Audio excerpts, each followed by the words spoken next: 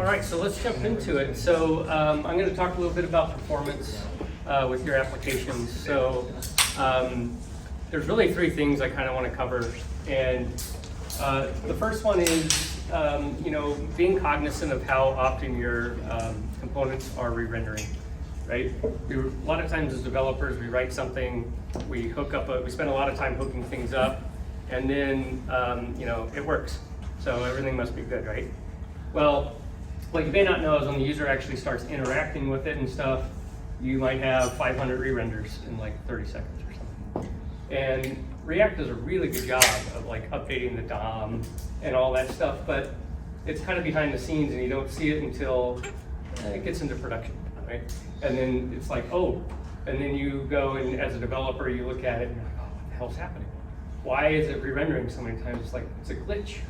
So that's the first thing I really want to cover is just, I got a kind of contrived example of components just re-rendering like crazy. The second thing I really want to cover is the memoization functions that come built out of the box with React. So there are several things that we can use, several tools, and you can really kind of control to a granular level how often and when you want your components to actually render.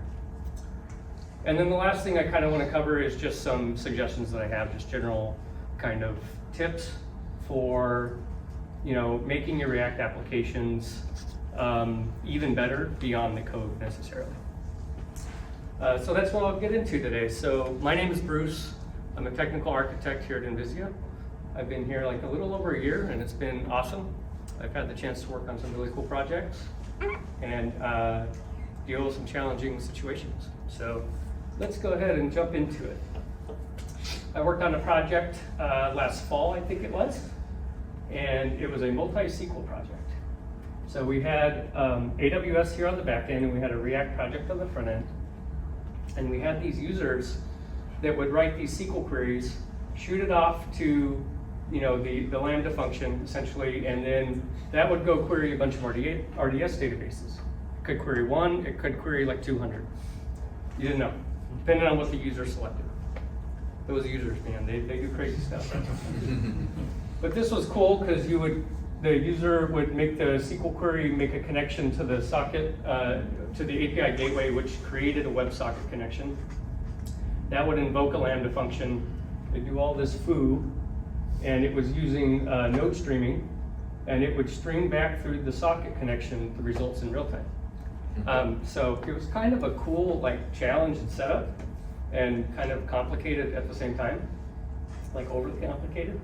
But it was the requirement of the business. So basically what would happen is every time we would get a response back from the Lambda function, which was just streaming data, so it was really sending records one by one, the components would re-render. And they had this really big React app, and the guy that built the app, he was rock solid, knew exactly what he's doing. And this was basically a new screen in this app. And it was, it looked really good and all this stuff, but there were some challenges. The user could write a query that would return tens of thousands and actually millions of records. So you can just imagine in real time, millions of records coming in over the socket.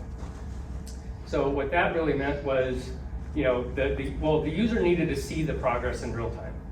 Because they might have write a stupid query or something and they realize after a few seconds, oh, that's not what I wanted. So they need to be able to cancel it. So they'd be like, oh, man, this is gonna take 45 minutes. I'm not waiting for that. I'm gonna cancel that and kind of refine my query more. So that was kind of the requirements, and that was kind of a challenge. So we had a big problem. User would click the cancel button and nothing would happen.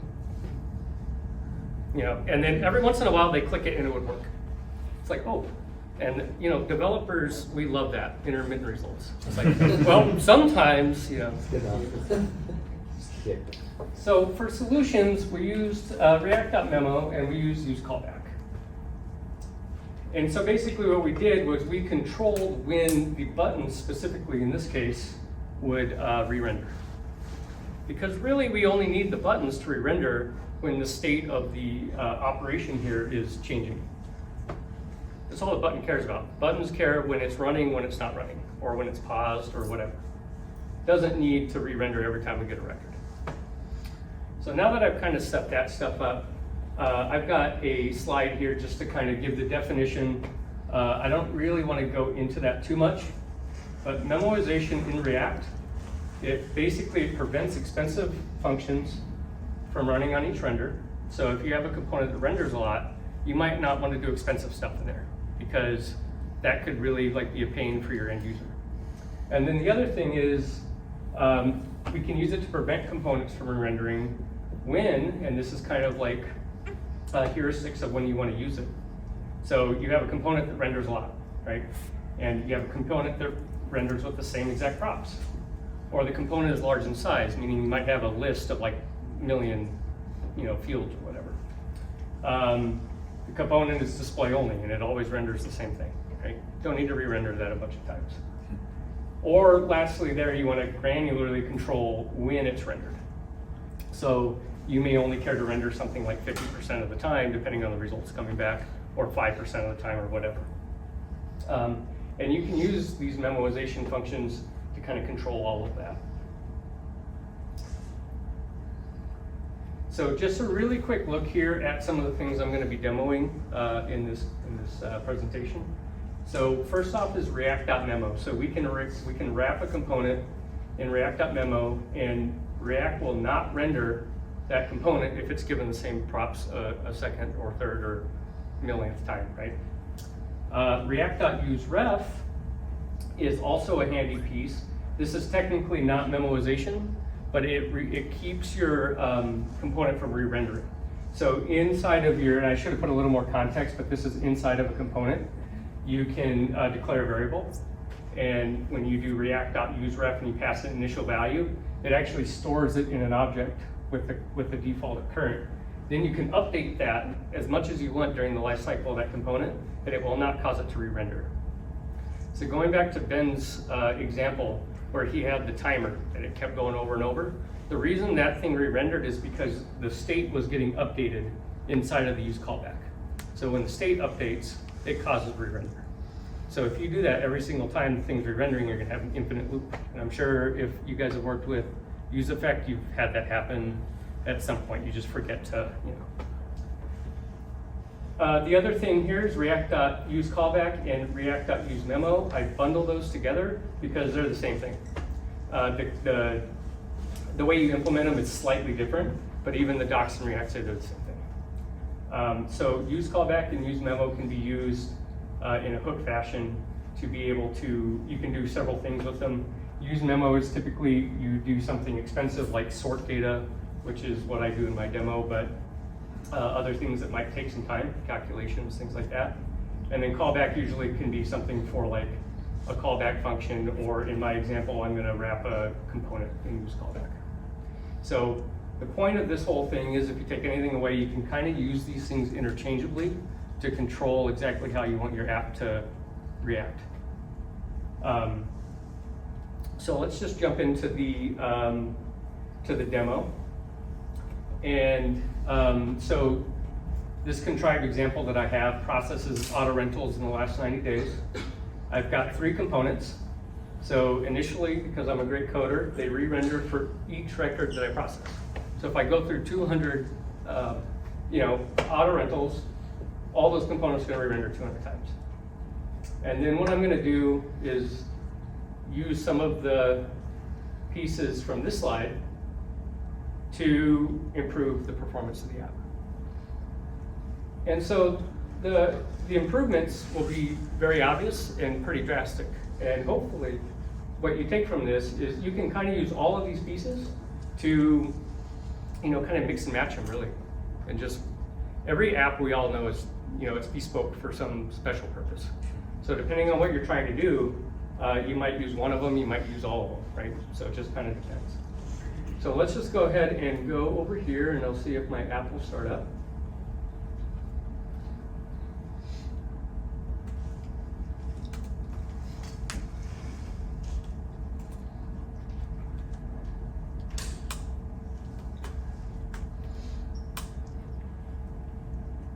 Has anybody used Beat before or Byte? Yep. It's awesome. Haven't used it much, but seems, I've always been a create React guy, so. So much faster. And it's small. Can't go back. All right. Okay, so the screen resolution is not my friend here, but I'll kind of do a minimization here. All right, so here I have like a button, you can process the data, you can pause it, resume it if it's paused, and reset it. We have another component here, which is the progress bar, and then we have this recent rentals, which is just gonna be a list of like the last, and I have it hard-coded right now, it's 200, and I'll modify that as we go through the demo. This right here, these are how many times this component has rendered. So right now they've rendered one time, right? So I'm gonna go ahead and click the process data button, and you'll see all this fun stuff happen. But like, this is pretty alarming, right? Like, why are we rendering things that fast? And even the list, there's 200 items in the list, but can someone actually follow that? Can the end user actually, keep track of that? No. So we can do quite a few things here. Also notice the amount of time that's elapsed, like 6 seconds, right? So I'll just run it again just to show that it's consistent. It'll be 6 or 7 seconds, something like that. And so what I'm going to do is I'm going to go component by component using these different methods to really cut down on how often the components are going to render. And so at the end of this, we should get the time to like a second or something. But even more polarizing is we'll come in here and we'll make it like 2000.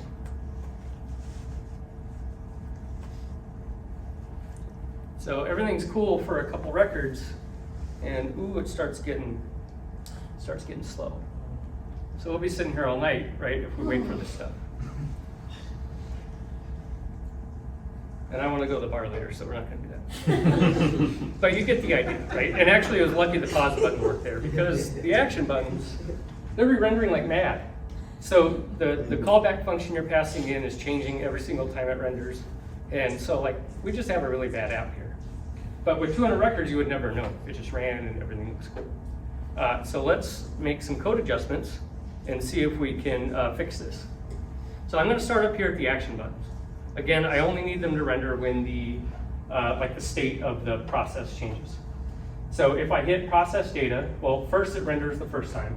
If I hit process data, the state changes, that's 2. And then when the job is done, that's 3. I should see 3 renders here. Shouldn't see 200 or however many records I'm processing. So let's go ahead and look at that. And for just sake of time, I already coded it, but I commented it out. So what I'm going to use here is, for the progress bar, is UseMemo in this particular case.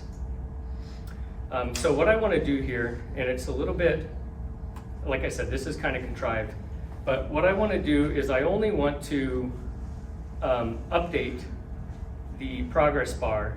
Oh, I'm sorry, I'm out of, I want to start with the action buttons, my fault. So the action buttons, again, we only want them when the state changes. So update processing state, here, let me go down to where I'm calling it.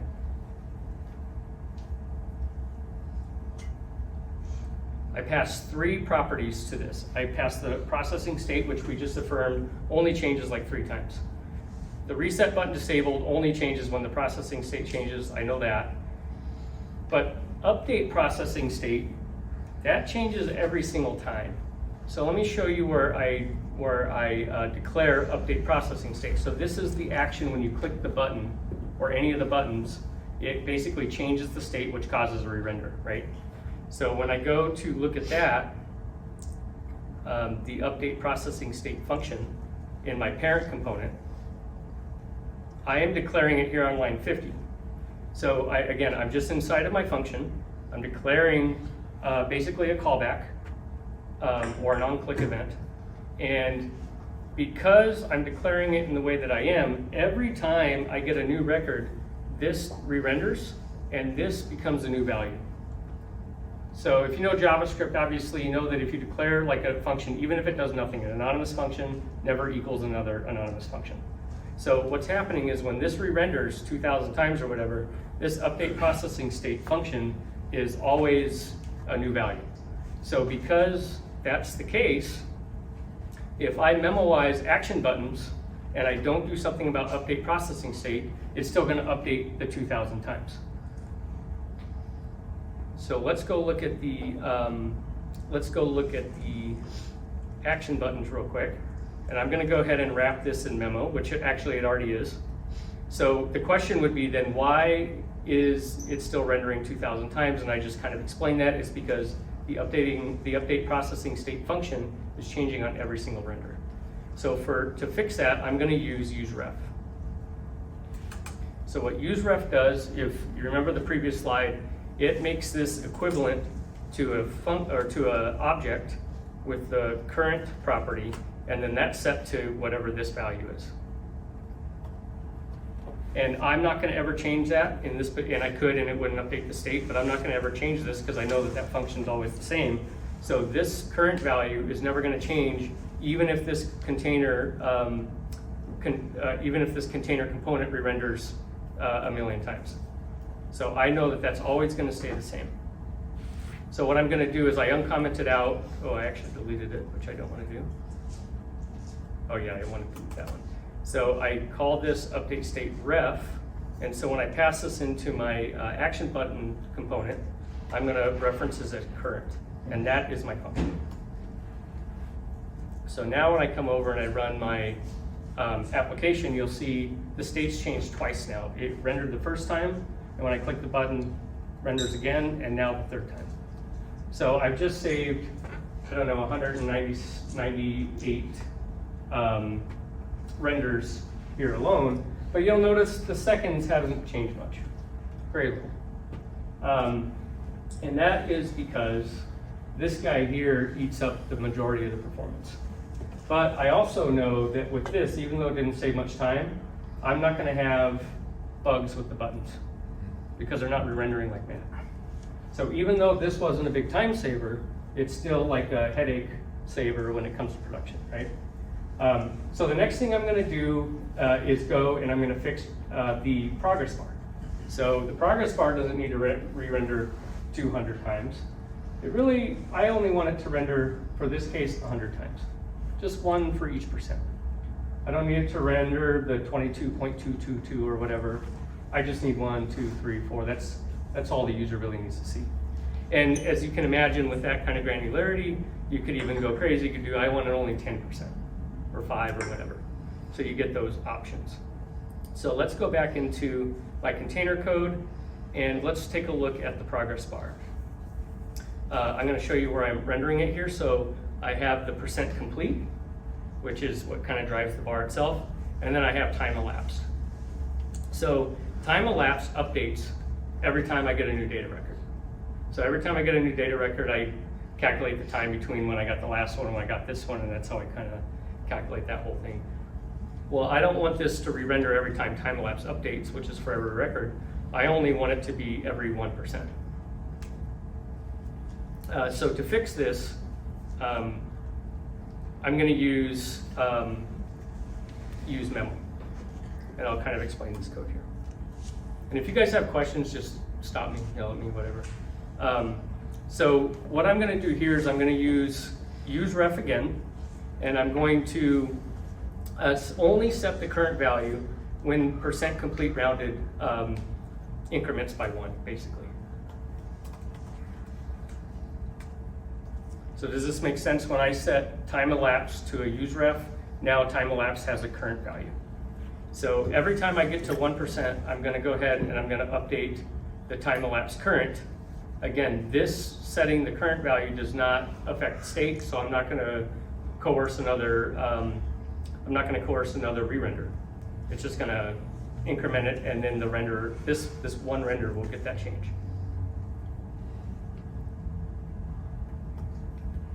So then I'll pass in my current down here. And so now percent complete's only going to do every 1 time, and time elapse is only going to update when I get to that percent completion rounded changes by 1. So in effect now, I'm only going to render the progress bar 1 for every 1%. So let's go ahead and see if that fix works.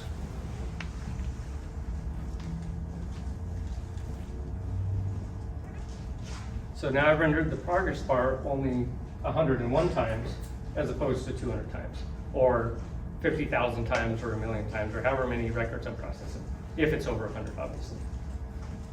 Okay, so I know I've kind of dragged on here, so let's get to the meat of it, which is the rentals here. So this is a list. All the items are down here. You can read them all. And so there's some cool stuff going on here, like I sort it by the date and the name and the car and color or whatever. So every time that this guy renders, I'm doing some expensive stuff. So let's take a look at just that function alone real quick. So as you can see here, every time that the data list renders, I'm sorting this data. Sort data is expensive. I actually think I have a set timeout in there for like 20 milliseconds or something like that. If I made it bigger, you would really see it take like forever.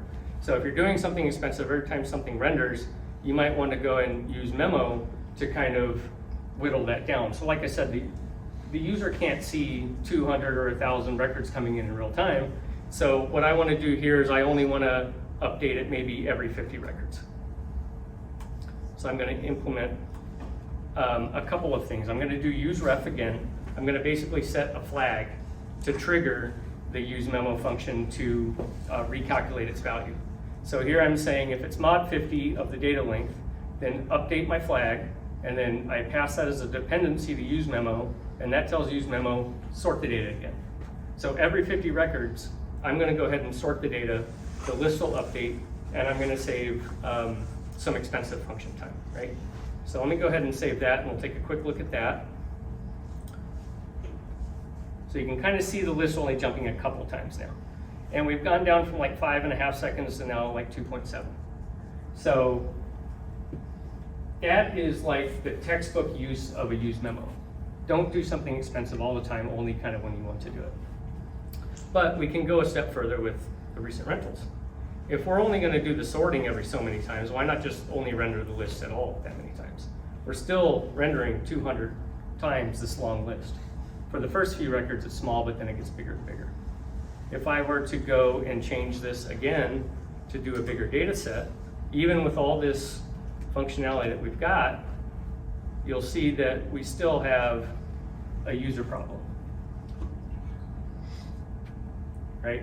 And we can sit here and wait for it, but we're not going to do that. So it's optimized, it's only rendering, or it's only ordering every 50 records, but it still sucks, right? Like, I'm still rendering this entire DOM element hundreds and going to be thousands of times. So what I'm going to do is I'm just going to kind of come in. I'm going to go back to the 200. Actually, I'll keep it at 2,000. And then I'm going to come into the data list, and I'm going to say, okay, useMemo is cool, but it didn't really do it for me. I'm going to go up a parent component, and I'm only going to render the data list component, differently. So not as many times. So I'm not going to render that big long list hundreds, thousands of times. So this, as you can see, is a little bit more code, but I'll step through it methodically here. So I'm going to create this data list memo variable, and I'm going to assign it to the return of UseCallback. And I'll go through that in a second, but I'm going to come down here, and instead of just printing out the data list, I'm going to use my new variable. So again, useRef to the rescue. I pass in the data. So initially the data is empty, right? It's just an empty array. And then if I'm at 10%, then I set my flag or whatever. It's the exact same technique I used in the last kind of example. And then that's going to trigger useCallback to now re-render the data list. And then I set it to the bookmark, to the benchmark data current, which is whatever the data was at 10%. So what I'm doing here is I'm saying, hey, only render the list for every 10% of the results. So if I have 100 items, it's going to render the list 10 times. If I have, whatever, it's only ever going to render the list every 10%. So what we're going to see now is a huge performance increase and a little bit of a user experience decrease because they're going to see it jump a little more. But would the user rather sit there for 5 minutes or be able to see the results after a few seconds, right? So let's go ahead and run this and see what that looks like.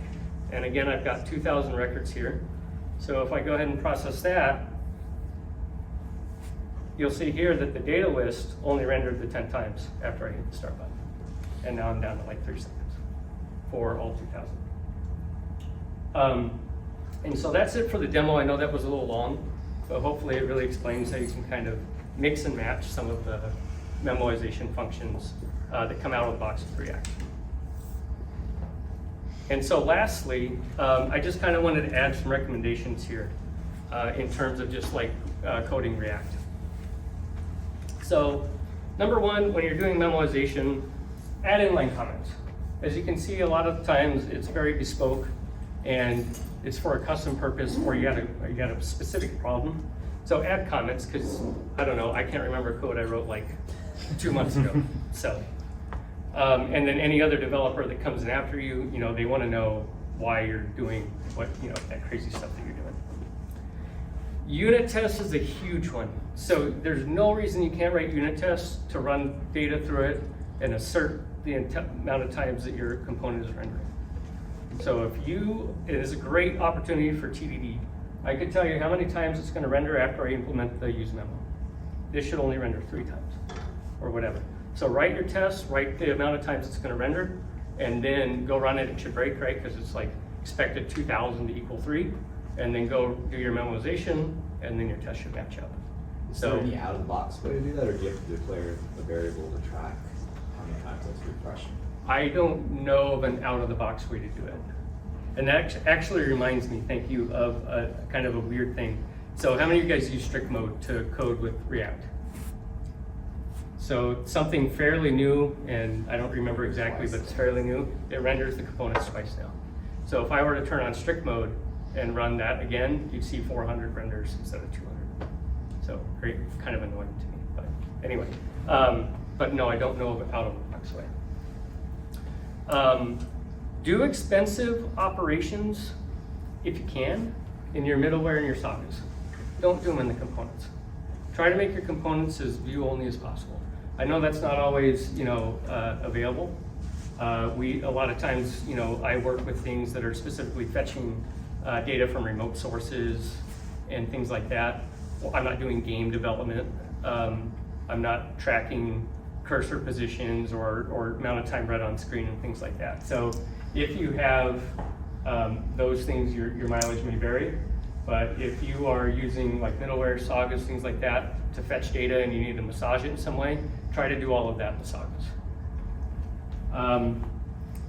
Experiment with debounce functions.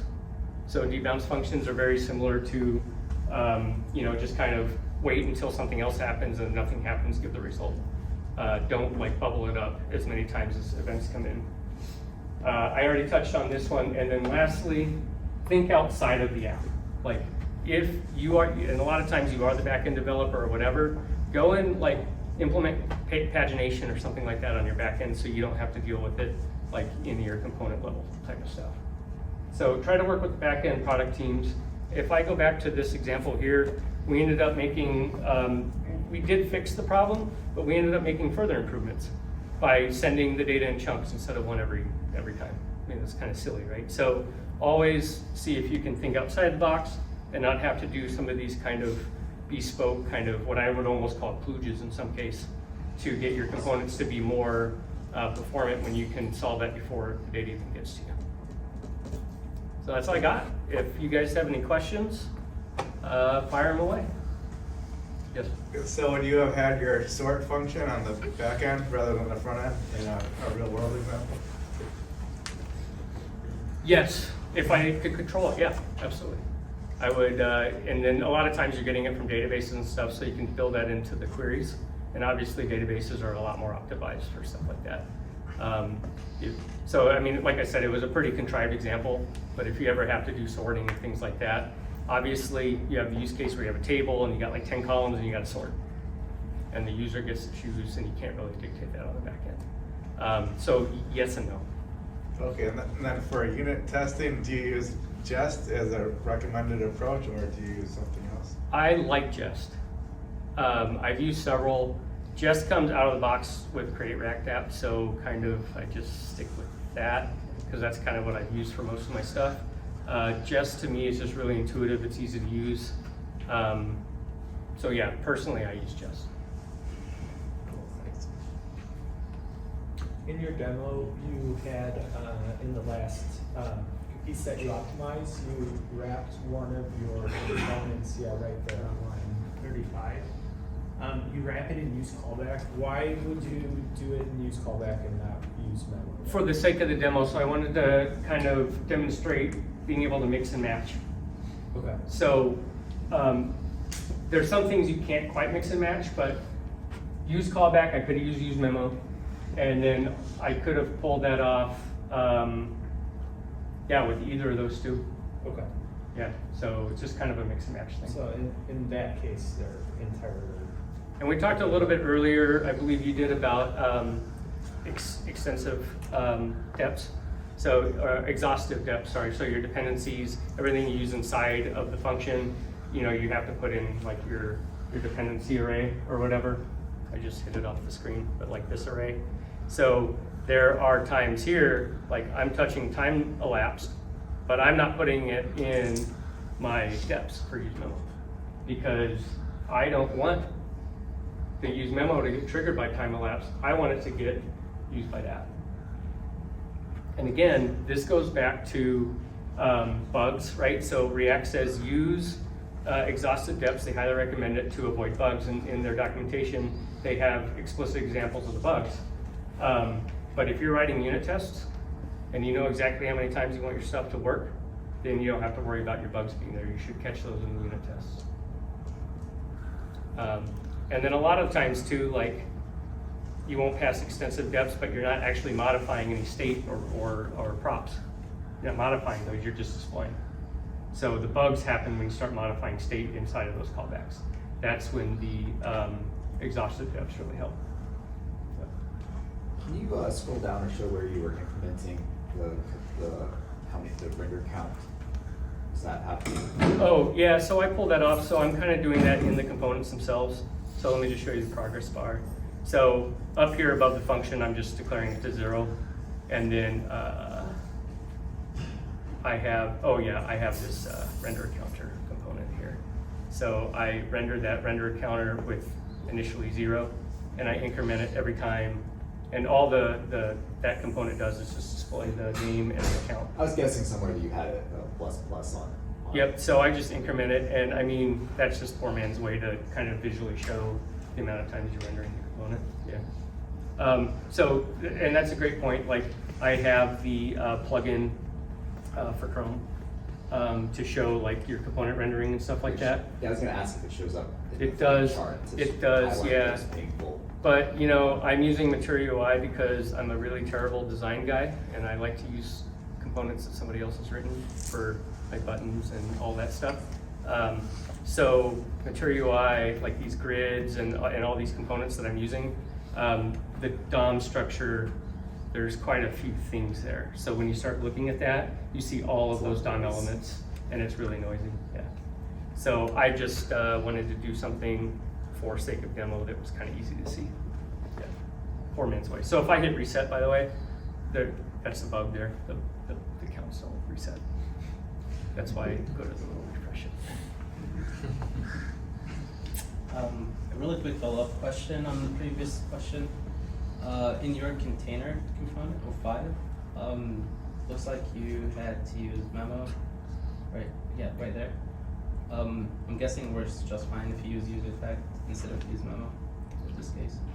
In this case, yeah, could have done that too. Yep, every time it renders, I could have done that as well. Right, because we're not saving any value. Correct, yep. Yeah, I just really wanted to emphasize the fact that, I want to trigger this based on a change in something and a specific something. One thing that I've kind of used in here a lot is I've used the useRef. That's a really powerful one because you can update that and mutate that as much as you want during the lifecycle of a component, and it does not trigger a re-render. Whereas if I had done useState instead, if I wanted to change that, it would cause a re-render right there. And then you get into infinite loops and stuff, yeah. Hopefully that answers that. Cool, well with that, I appreciate it. Thank you everyone.